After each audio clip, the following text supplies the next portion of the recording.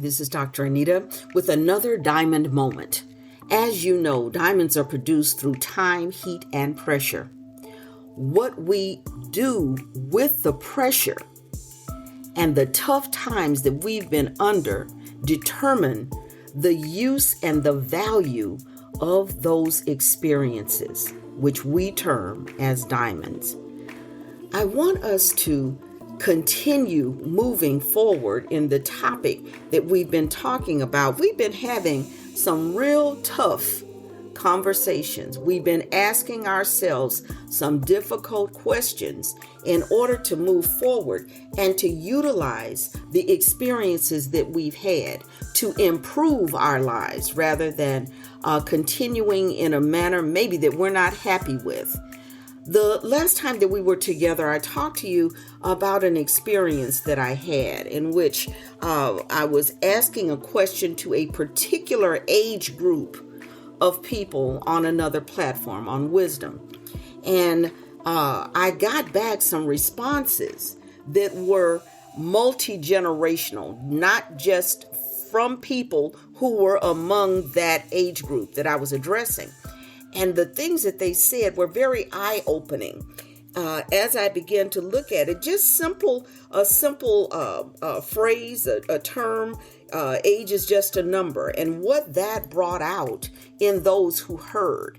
And it, at the same time that I was kind of thinking about the way that we hear things, the way that we relate to something as simple as that phrase, and how much emotion can come out of that. One of the young people, when they were responding to the question, brought up the grooming phrase, age is just a number, equated to recording artist R. Kelly, and how he used that phrase to groom the people that he was going to victimize. And this young man had a extremely strong reaction to R. Kelly and what happened. So in looking at this and coming from a place where basically benign, how do you view age in your own life, to moving through a generational movement that got to someone who was this upset and this emotional about this phrase, brought me to a point of just kind of thinking about that for a minute. We had already been talking about, are we viewing ourselves through antiquated eyes? And so this brought up the question as to, if we are viewing ourselves through antiquated eyes, whose antiquated eyes? Ours? Or is it those who raised us and informed us? Just about that same day, very popular and very well-known gospel music artist Kirk Franklin released a video in which he was able to document, in the process of documenting him doing his latest album, his latest music project, he inadvertently was able to film finding his biological father. Amazing. He attributes it to God, and so do I. But he thought to share this journey that he was on, so emotional, so raw, so in the moment.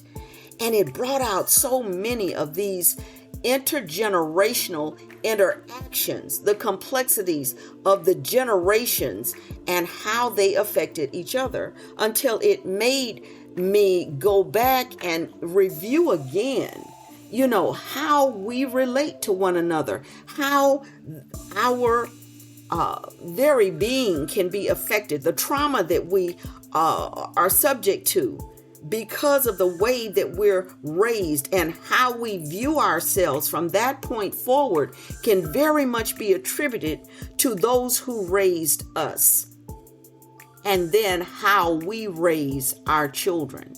So we had an opportunity, and I'm going to go through this as quickly as I can. If you didn't hear the last episode, please do, because I was able to take a little bit more time. But there are these generations that, and I'm hitting this from the era of the baby boomer. I'm going from that era, both up and then down.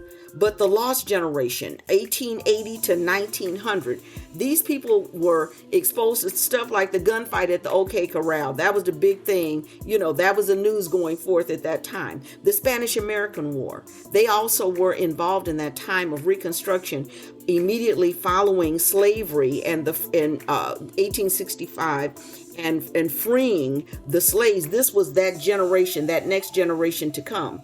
Then we get to the greatest generation. These are people that were born between 1901 and 1920.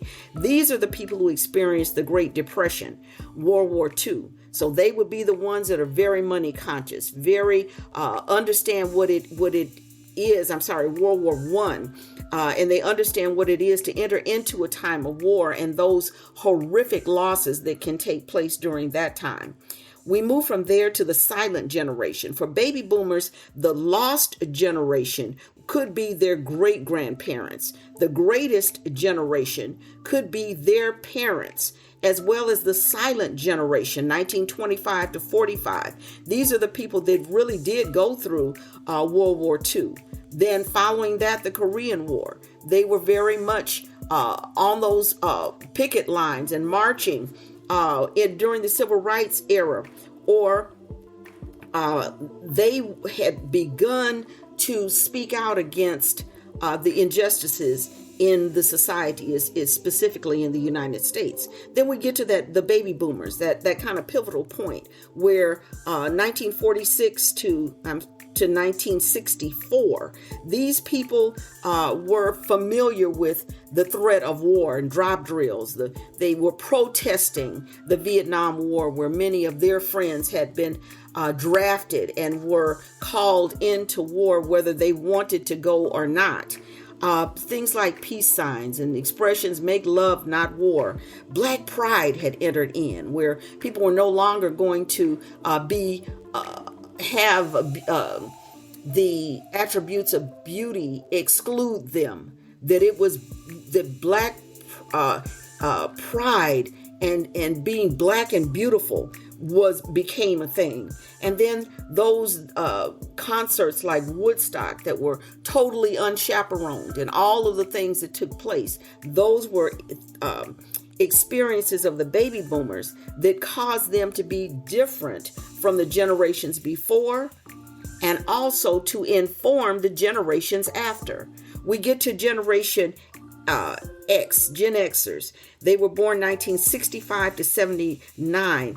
And by this time, many of these kids were very resilient. They knew how to roll. They knew how to take care of themselves. This was a generation that they called latchkey kids, where they had to come home from school, take care of their self until their parent came in from work. Many times it was a single parent family. They had no choice. The parent didn't make enough money to be able to pay for a full-time babysitter after school and take care of the rent, the food, clothing, and all the rest that it took to raise a child.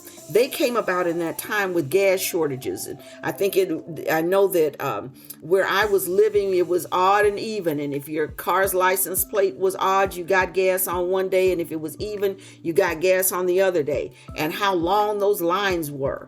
And so the Gen X generation experienced those things. Now, the Gen Xers children would have been the millennials, 1980 to 1994. They came about when the drug crisis was just fully blown, with crack everywhere.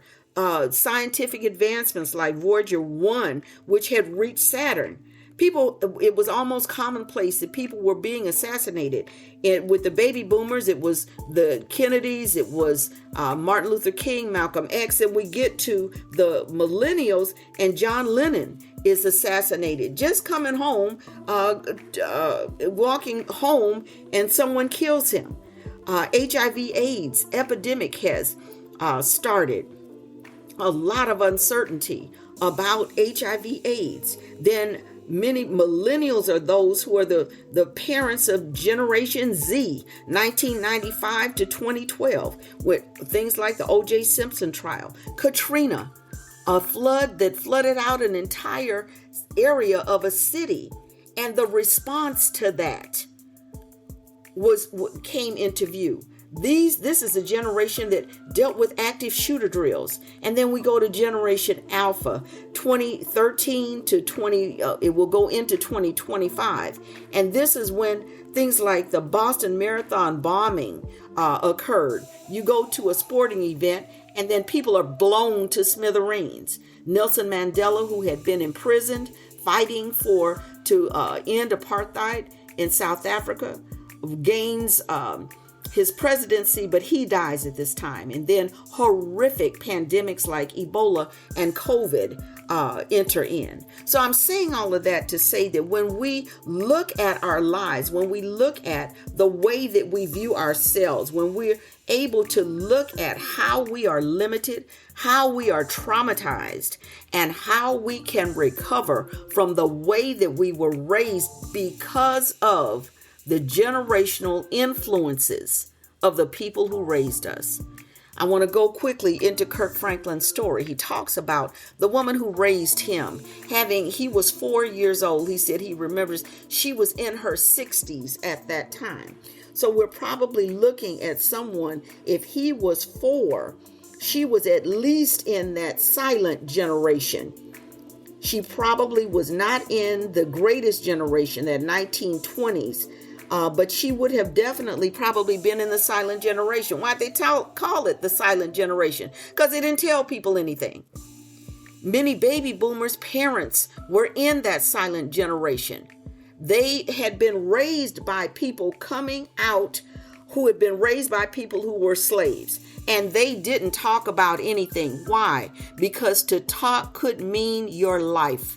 You weren't able to speak. You weren't able to do. You were taught, specifically if you were in the South, to divert your eyes, not to even look people in the face. As we know, Emmett Till died for a lie that he whistled at someone. That whistle lie cost a young boy his life. So if you were raised by someone in this silent generation, you didn't get a lot of information. And because a whole generation between Kirk and the woman who raised him had been removed, he didn't get the counterbalance to that, which would have been the baby boomers. Now, in the documentary, he blames a lot on his mother, who he calls by her first name. She has a sister, Sandra, but he calls his mother Deborah. He calls her by her first name. He says he remembers her being in and out of his life, but she was never really a part of his life. And I wanted to introduce something that possibly, and I see now again, we're going to do another episode of this, but possibly people hadn't taken into consideration of who raised Deborah, what was taking place in society and in the community that they lived in at that time. He talks about how the lady who raised him didn't do a lot. They didn't have a lot of celebrations. It was a very poor time. He said he didn't remember being told that he was loved. He wasn't brought up knowing that he was loved. And many times, if you have had any interaction with people from this silent generation, they view their care for you, they view their being there for you as love. They don't necessarily go around. They're not that huggy, kissy, feely generation. They felt like I go to work and I come home, and therefore you need to know that I love you. Kirk was negatively impacted by the lady who raised him. But she, as we've always said, if you knew better, you'd do better. I believe she was doing the best she could with what she had to offer, which wasn't much. We're going to continue in this line of and topic of tough conversation so that we can really extract the meat out of this situation and hopefully come to a better understanding. Listen to me on Wisdom. Join me on FanBase. Visit the website. Thank you. This is Dr. Anita.